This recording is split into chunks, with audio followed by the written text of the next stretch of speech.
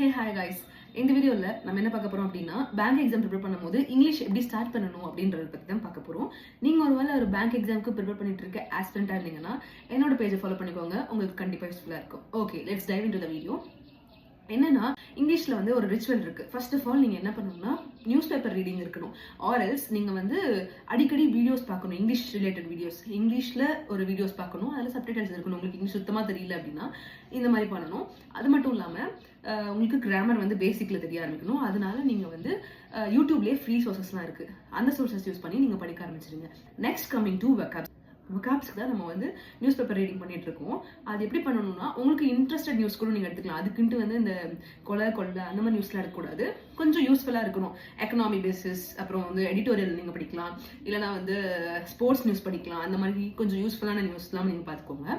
இதை நீங்க படிக்கும் போது உங்களுக்கு தெரியாத வேர்ட்ஸ்லாம் அண்டர்லைன் பண்ணி அண்ட் ஒரு நோட் போட்டு அந்த வொக்காப்ஸ்லாம் நீங்க வந்து நோட் பண்ணி வச்சு அதோட சினானிம் ஆண்டனிம் ரெண்டுத்தையுமே வந்து நீங்க எழுதி வச்சு படிக்கணும். அது எப்படின்னா டெய்லி பேசிஸ்ல நீங்க ரிவைஸ் பண்ணிட்டே இருக்கணும். இப்படி பண்ணீங்கன்னா உங்களுக்கு வொக்காப்ஸோட நாலேஜ் அதிகமாகும். நெக்ஸ்ட் என்ன பண்ணணும்னா நம்ம ஆல்ரெடி கிராமர் முடிச்சாச்சா, யூடியூப் வீடியோஸ்லேயே நமக்கு போதுமானதாக இருக்கும். என்ன சேனல்னா அபித் சார் வீடியோ பாருங்க, இல்லைனா வந்து ரீனா மேம் வீடியோ பாருங்க தமிழில். அண்ட் ஹிந்தி பார்த்தீங்கன்னா நிமிஷா பன்சால் மேமோட வீடியோ நல்லா இருக்கும். அதுலேயே அவங்க எடிட்டோரியலும் கொடுத்துருப்பாங்க, அது பாருங்க. நான் அதை தான் பார்ப்பேன். 120 ரூல்ஸ் ஆஃப் கிராமர் அதில் பார்ப்பேன். எடிட்டோரியலும் நான் அதில் தான் பார்ப்பேன். நீங்கள் அதை யூஸ் பண்ணிக்கோங்க. நெக்ஸ்ட் கமிங் டு மொத்தத்தில் எப்படி படிக்கணும்னு கேட்டிருக்கீங்க. அது எப்படி படிக்கணும்னா நீங்கள் வந்து ப்ராக்டிஸ் பண்ணணும். டெய்லியுமே 2 செட் ஆஃப் ஆர்சி, மினிமம் வந்து 1 செட் ஆஃப் ஆர்சியாச்சும் நீங்கள் படிக்கணும். RC means reading comprehension. அது வந்து நீங்கள் படித்து அது என்ன சொல்லியிருக்காங்க அப்படின்றத புரிஞ்சுக்கிட்டு நீங்கள் வந்து அதை ட்ரை பண்ணி பார்க்கணும். இந்த மாதிரி பண்ணீங்கன்னா உங்களுக்கு ஆர்சியில் கொஞ்சம் நாலேஜ் வந்துடும். நீங்கள் போக போக உங்களுக்கு மார்க் அதிகமாகிறத பார்க்கலாம்.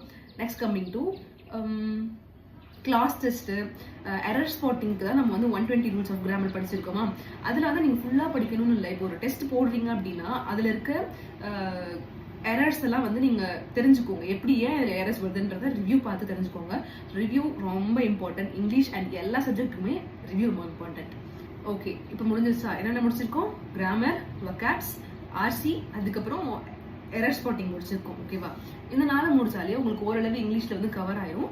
ஆர்சி வந்து ரொம்ப இம்பார்ட்டன்ட். ஏன் நான் அப்படி சொல்றேன்னா, ஆர்சியில் உங்களுக்கு ஒரு 5 மினிட்ஸ் அதில் நீங்கள் ஸ்பெண்ட் பண்ணீங்கன்னா உங்களுக்கு 5 மார்க்ஸ் கிடைச்சிடும். 5 மினிட்ஸில் நீங்கள் ஃபுல்லாக அது ஸ்கிம் பண்ணி படித்து முடிச்சிட்டீங்க அப்படின்னா உங்களுக்கு 5 மார்க்ஸ் அப்படியே கிடைச்சிடும்.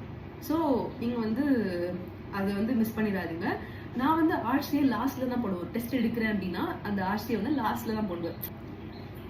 ஏன்னா வந்து எனக்கு லாஸ்ட்டில் போடும்போது தான் நான் வந்து மற்றதெல்லாம் முடிச்சிட்டோம், இது போட்டு